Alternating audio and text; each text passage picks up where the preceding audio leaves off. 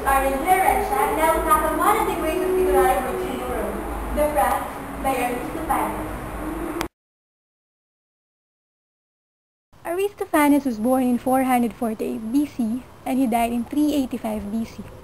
He was an Athenian playwright who was and is considered to be one of the greatest writers of comedy here in literary history.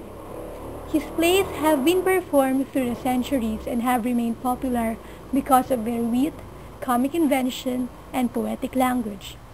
He is also known as the father of comedy and the prince of ancient comedy.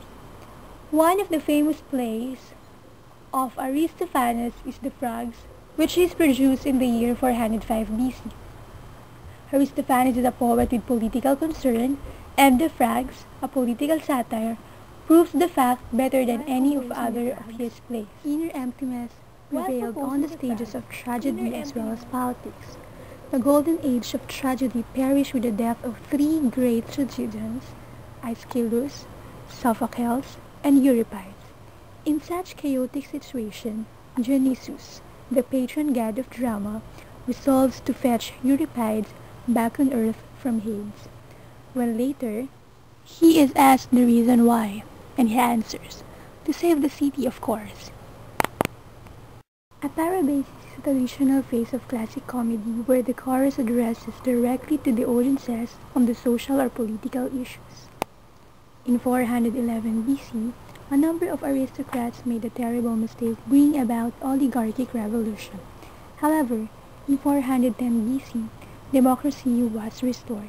But many of the oligarchs who were prudent politicians and fought many naval battles for Athens were eliminated from Athenian citizenship. In contrast, their silver-gold coins have been withdrawn from the market. Instead, silver-plated coppers are only in circulation. Likewise, the worthy sons of the land are alienated, and the silver-plated slaves have taken their place now. Dionysus becomes the judge between Aeschylus and Euripides in order to select the best tragedian ever. In his lifetime, Euripides, Dionysus' first choice, has stricken the traditional attitude of Athens and helped to create the modern outlook. Moreover, he excels in poetic techniques. Aeschylus, on the other hand, has always been grand in his poetry, helping people develop moral qualities such as courage, integrity, justice, and moderation.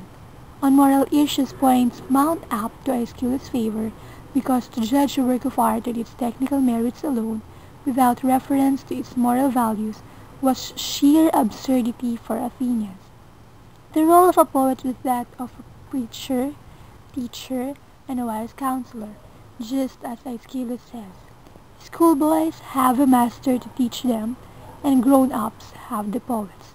Thus, Aeschylus is chosen to return to earth for his capability of counseling the Athenian people at the time of political unrest. In all other plays, Aristophanes insists so firmly on his conception of the poet's proper function in society. In writing The Frogs, Aristophanes was more than usually conscious of the social and political responsibilities of a poet. The moral and political message that underlie this brilliantly funny play. And this has been Arjen Herencia, and thank you for listening.